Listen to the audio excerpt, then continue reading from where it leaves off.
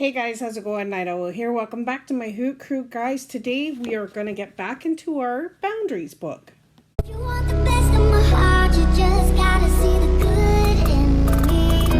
'Cause I could be the rain in your desert sky. Okay, so today we are starting chapter 3, and I know this has gone on for a while, but I don't like to make these videos any longer than about 10-15 minutes tops. So I'm going to read a bit.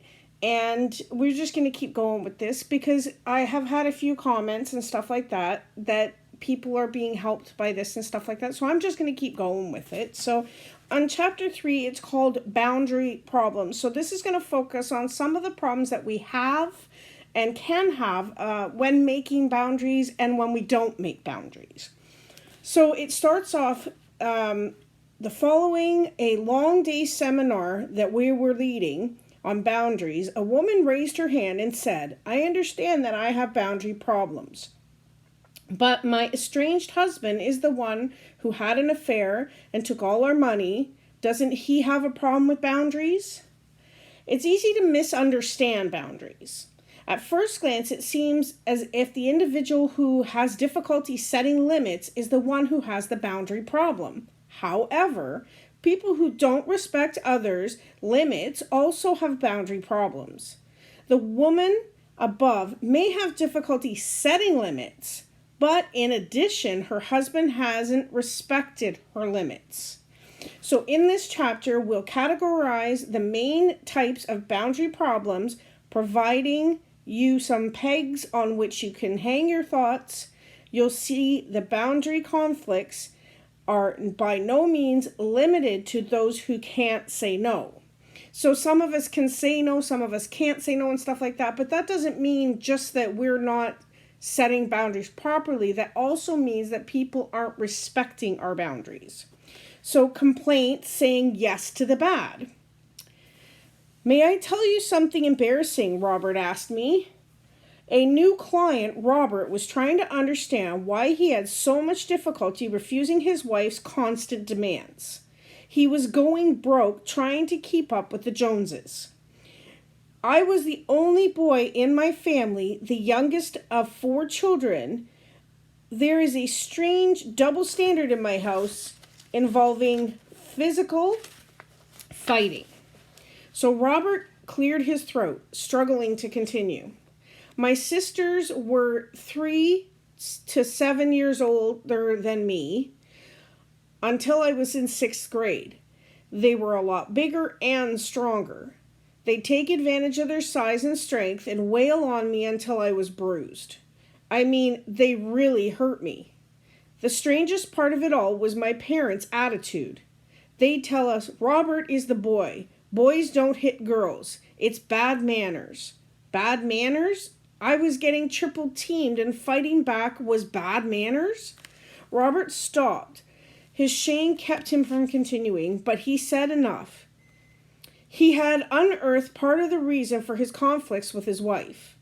When parents teach the children that setting boundaries or saying no is bad, they are teaching them that others can do with them as they wish, which we know is not true. We tell our children, treat others how you want to be treated. If you're going to treat others like crap, you're going to be treated like crap in return. But if you want to be respected, you treat others with respect, but you also don't let people walk all over you. So to feel safe in such an evil world, children need to have the power to say things like these. "No, I disagree. I will not. I choose not to. Stop that. It hurts. It's wrong. That's bad. And I don't like it when you touch me there." Now, that's all I'm going to say on that. So blocking a child's ability to say no handicaps the child for life. Adults with handicaps like Robert's have this first boundary injury. They say yes to the bad things. Now, I know that a lot of agencies and stuff like that teach you that it's wrong to say no to your child, that you have to find a way around it. But there is absolutely nothing, 100% nothing wrong with saying an absolute no to your child. This type of boundary conflict is called compliance. Compliant people have fuzzy and indistinct boundaries. They melt into the demands and needs of other people. They can't stand alone, distinct from people who are something from them. Who want something from them, sorry. Compliments, for example, pretend to take the same restaurants and movies their friends do just to get along. So we pretend to like things just so people will like us, even if we really don't like them. So they minimize their differences with others so as not to rock the boat, or we walk on eggshells. Compliments are chameleons. After a while, it's hard to distinguish them from their environment. The inability to say no to the bad is pervasive. Not only does it keep us from refusing evil in our lives, it often keeps us from recognizing evil. So many compliant people realize too late that they're in danger or in a dangerous or abusive relationship. Their spiritual and emotional radar is broken and have no ability to guard their hearts. And that is in Proverbs chapter 4, verse 23. Now, I personally have been through several abusive relationships. Several types, not all physical, some mental, some financial, some spiritual. So, here's some examples. There's a fear of hurting the other person's feelings, fear of abandonment and separateness, a wish to be totally dependent on another, a fear of someone else's anger, fear of punishment, fear of being ashamed or shamed, fear of being seen as bad or selfish, fear of being unspiritual, or a fear of one's over strict critical conscience. The last fear is actually experienced as guilt. People who have an over strict critical conscience will condemn themselves for things God doesn't condemn them for. So as Paul says, since their conscience is weak, it is defiled. That is in 1 Corinthians 8, verse 7. So after afraid to confront their unbiblical and critical internal parent, they tighten boundaries. So if we're afraid to admit when something isn't our fault, or when we didn't realize that we had offended someone, that's not our fault. That person needs to set those boundaries so we know we don't do those things that can offend them. So biblical compliance afraid to confront the other biblical eternal plan. Okay, so when we give in to guilty feelings, we are complying with a harsh conscience. So this fear of disobeying the harsh conscience translates into an inability to confront others. So we don't like confrontation. We won't say, when someone does bothers us, we won't go to them and say, look, that really bothered me, because we're afraid to. We feel like it's our fault they acted that way. And say yes to the bad because it would be more guilt. And some of us, are okay with more guilt. Biblical compliance needs to be distinguished from this kind of compliance. So Matthew 9, verse 13 says that God desires compassion and not sacrifice.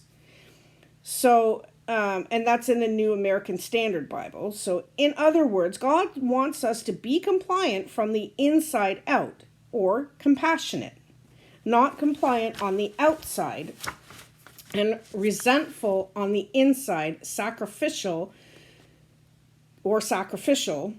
Compliance take on too many responsibilities and set too less boundaries, not by choice, but because they are afraid.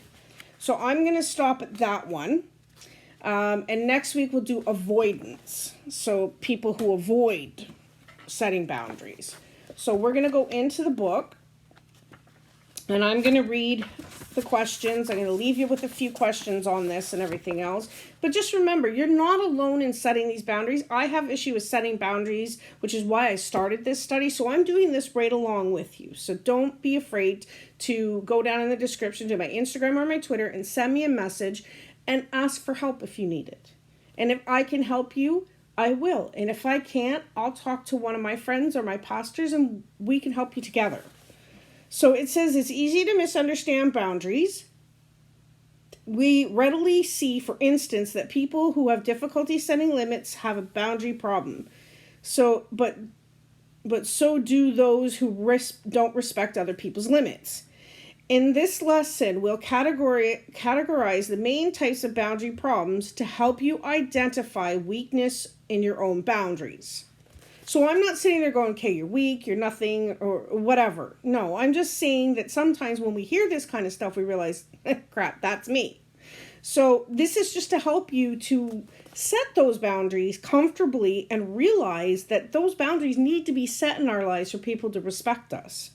So it says compliant people have fuzzy and indistinct boundaries. They melt into the demands and needs of other people. Compliants are chameleons. Okay, so check out Proverbs chapter 4, verse 23. And here we go. Here's the first question for you. And as you were growing up, what did you learn about setting boundaries and saying no? Like, how did your parents teach you to say no, or to set how people treat you and what you will allow and won't allow in your life? And were those good or bad? And how did you learn that? The next question is, when have you noticed that your spiritual and emotional radar isn't functioning well in the moment? So when you're not seeing, like, you know how they say love is blind. So when you're not seeing in that moment who that person really is or how they're going to treat you and how things are going to turn out, if you don't see that, can you explain why you haven't noticed, or when you've noticed that radar's gone off, red flag, whatever? When, for instance, have you recognized evil only in retrospect? Okay, and let's see, and one more question here. It says, adults whose radar is broken say yes to the bad things. So what bad things have you said yes to in the past? And what bad things might you say yes to now? Okay, so, it's a difficult thing when we're compliant with people. We just, like he says, we don't want to rock the boat. We don't want to sit there and say, okay, well, I don't really like that or whatever. We just go along with everybody to either fit in, no matter what age you are, young or old. You don't have to fit in. What you have to do is be you. If you don't like something, you don't have to like it just because someone else does. It may make you different. Some people may treat you differently because of that.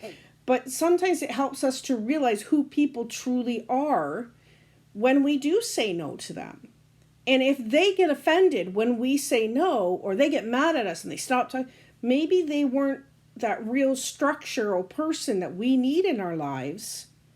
Or maybe you need to talk to them and say, hey, look, you know what? I really don't like that. And I'm sorry that upsets you. But, maybe there is some stuff that we do like. So there is compromises. There's ways to find out things so that you're not always having to say yes just because. To make people happy and to make them be quiet and leave you alone. Sometimes we just kind of shove them off, So like I said, you know what? This is helping me, and I'm doing this along with you guys. So if you need anyone to talk to, by all means, my links are in the description below. Give me a call and let me know if you need it, or send me a message and let me know if you need any help.